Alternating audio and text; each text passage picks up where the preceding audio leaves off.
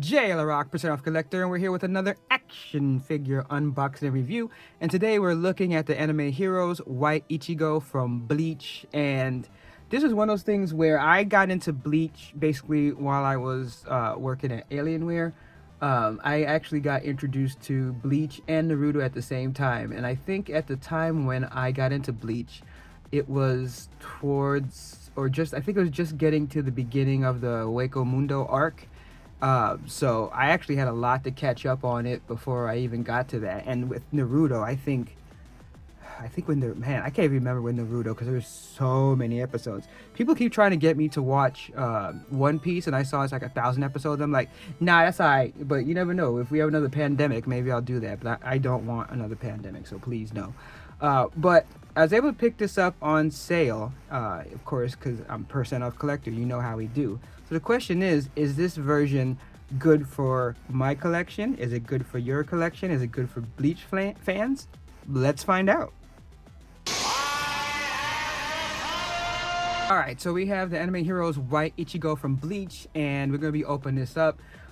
This is the first Bleach figure that I got. Honestly, I like Bleach, but I wasn't really thinking that I wanted to get any of the characters. I saw, like regular Ichigo, Renji, I forgot who else I saw, but I wasn't really like, oh, I gotta get it. But when Amazon had their sale, I was like, oh. And I saw the White Ichigo, and I'm like, okay, that's cool. I like that. I like the whole holification and all that, especially if you're watching the 1,000-Year Blood War. The revelations about that is really cool. So I was like, all right, if I'm gonna get one, especially on sale like this, it's going to be this one. So we're gonna open it up and see how it goes. I actually have a couple of other figures from this company, including Sakura from Naruto. You can go see that review when it comes over on our sister channel, Women of Action Figures. So help us out, because over there, it's Women Action Figure. It's more niche. It's more specific. We need the subs, and we need subs here too. So help us out. But we're gonna open this up. Like I said, it looks pretty sweet. All these boxes look pretty the same. That's who the other person was, Toshio. So I mean, he's cool too. But I just felt that having White Ichigo was just unique out of all of these. So I was like, if I'm gonna, and they were all on sale too. So, but I was like, you know what? Let me just pick up the one that seems the most unique, which to me is this one.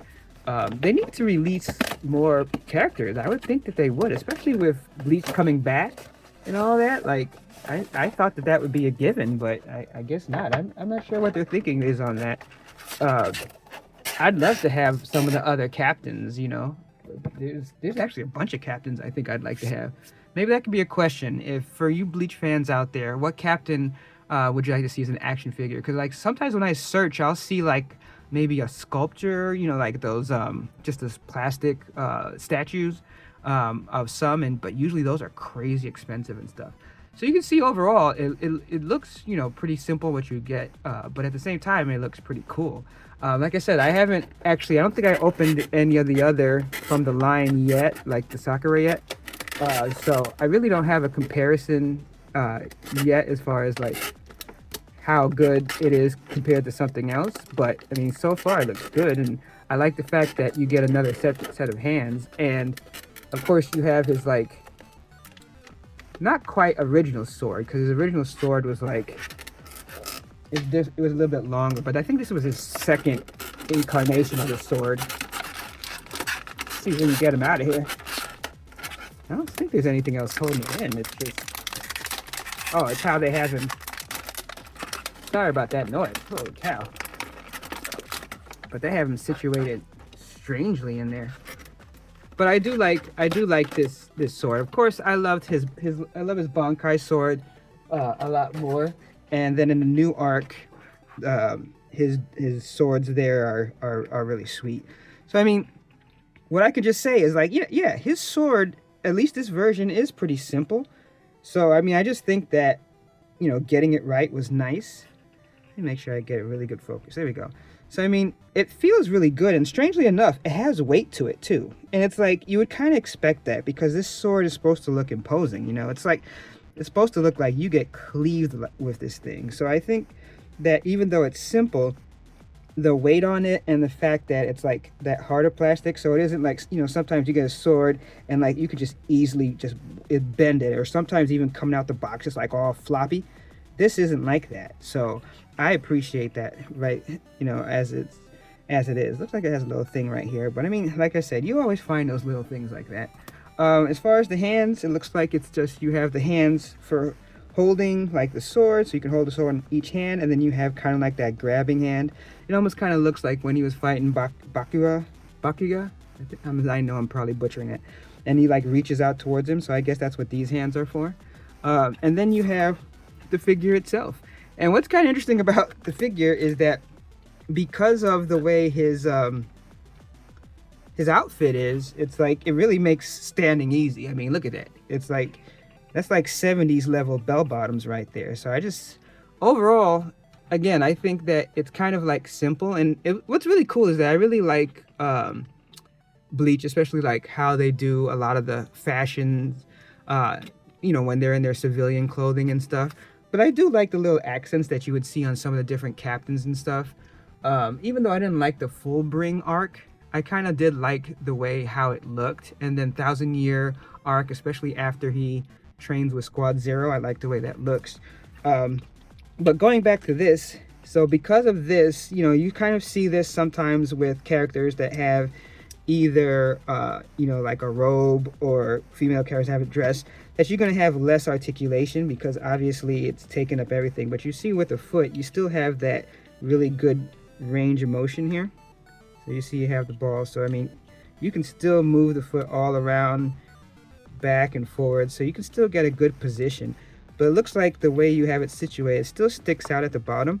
But I guess depending on how you do it, so like if you have it the foot kind of leaning forward, you could still lay back because it would sit on the actual bottom of the robe itself. But I think that's actually cool. And then, of course, you know, you still want to have the ability to bend at the knees, but it does kind of make it difficult because of the style of it. But I do like that they made it so that you really have this good part. And you can see here, like where you can part it pretty far out. And I think if you turn it, yeah, like if you do a turn, you can do all types of crazy stuff. But I think it also is kind of silly, though, because if it's supposed to be like a one-piece robe, it wouldn't do like that. But I mean, hey, you got to work with what you can, be able to get the articulation you want. And then, of course, like with the bending, you're not going to get, you know, a too far of a bend, but that's pretty decent. You're not going to be able to do double joints with something this large or something like that. But I still think that it allows you, between just the fact that you have a really good stance with it and you don't have to worry too much. You know, once you get the foot placement correctly, you can at least get some like swings and stuff like that. You know, swing poses and stuff of that matter. I don't think, let's see, waist. Yeah, no, so it does have the waist turn. Looks like all the way around, so that's cool. And it looks like even like this kind of moves, but I guess that's part of just this whole mechanism of turning down here. And then you kind of have like a rotation, like here at the top, right between the legs here. So that does allow you more ability to like turn and do different posing with that. And then we know the hands, you're going to be able to remove them. So you have, of course, that bending range of movement, and then you could turn it around. But that seems to be it, except up here at the right below the shoulder. But you are able to bend at the elbow. Again, it's not going to be double jointed, I guess, because of the cuffs, but that's not a big deal. And then, like I said, you can rotate here, right at the shoulder, and then the shoulder itself, you can see here, you got a lot of range of movement. It would make sense because if you're going to do different things with the swords, then you're able to get that good motion there. And then, of course, the head, really good with head motion, though. Like, pretty good for looking up. I mean, look how far you can look down. Like, I had newer figures that have like really good articulation as far as the other joints, but the way the head is positioned, you can't even look that far down and that far up. So I think that's a good plus. And then, of course, you know, turning the head all around. So a lot of good head movement. Let's zoom in a little closer. And then I like the face. Like, even the eyebrows, having the little different color on it stands out. Even though the face itself seems, you know, pretty the same. Looks like there's a little bit of issue here where the paint blended into the skin. But again, that stuff doesn't really bother me. Looks like I don't think that's a hair for me. I think that came from inside. I do like the hair style, and with the white, I just think it just gives it a look. And I do like the little sash, even though that's, you can't move it or anything, but that's pretty sweet. So no removing of the head, but let's see how it is to remove the hands. Okay, that was super easy. So this is basically what it looks like when you remove it. Then we could take one of the hands here. Oops. And that's one of the things, like sometimes if the stem here is smaller, like when you go to plug it in, it wants to like basically run away from you. Yeah, so that one's the only one that's kind of strange. Like, I put some good pressure on that, but it's still...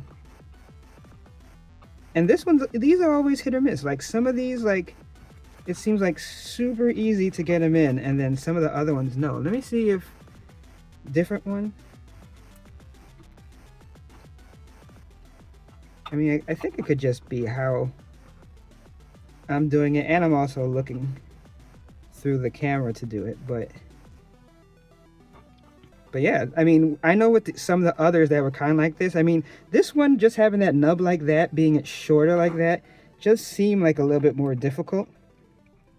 But I'm not gonna do too much struggle with that. I mean, I'll put it on, I'll put him on the turntable with the sword to get our final thoughts. But I have to say, everything so far except for that switching out the hand, everything looks good. So we're gonna put him on the turntable for our final thoughts. Right, so we're back. So I will say that even though putting the hand in is a little bit more difficult than I've had with other ones, once I wasn't trying to do it looking through the camera and trying to keep in frame and all that, it was much easier to put it in. But I think that just having that smaller nub and the fact that it wasn't loose or anything, but it has enough flex where, you know, you have to kind of be precise in the pressure that you're putting on it when you switch out the hand. But it's nothing that I think is going to be an issue for people to do on their own. It's just a different thing for me doing it the way I was doing it on camera.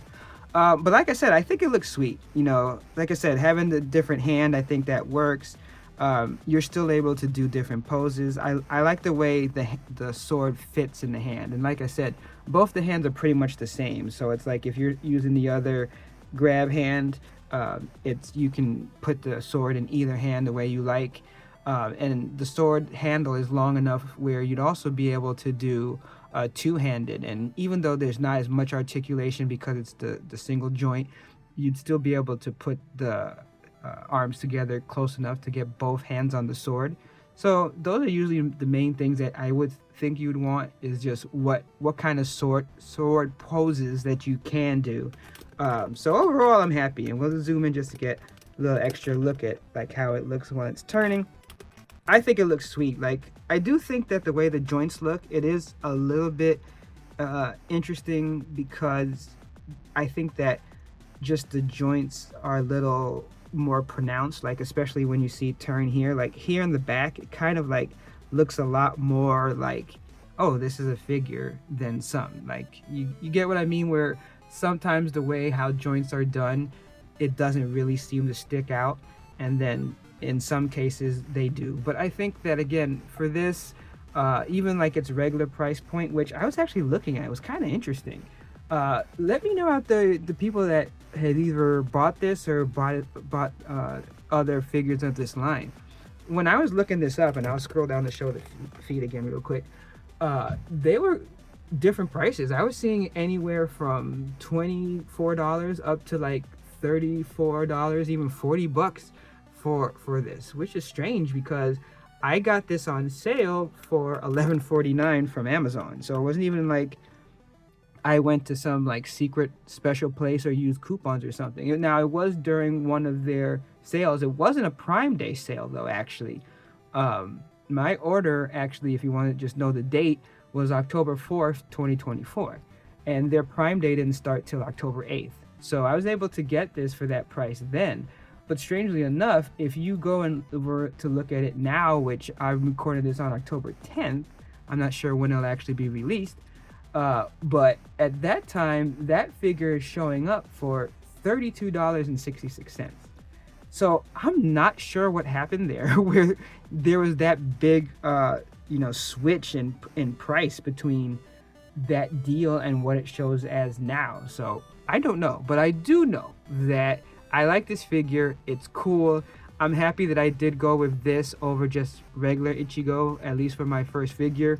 Most likely, if they have another sale where it's $11 or something, I probably will pick up probably Toshio, or maybe Renji, maybe Toshio. I like that. I like how he has the white on top of his robe as well. I like the way that looks. But either way, that's for me to say that I enjoy having this, and I'm happy to have this as part of my collection.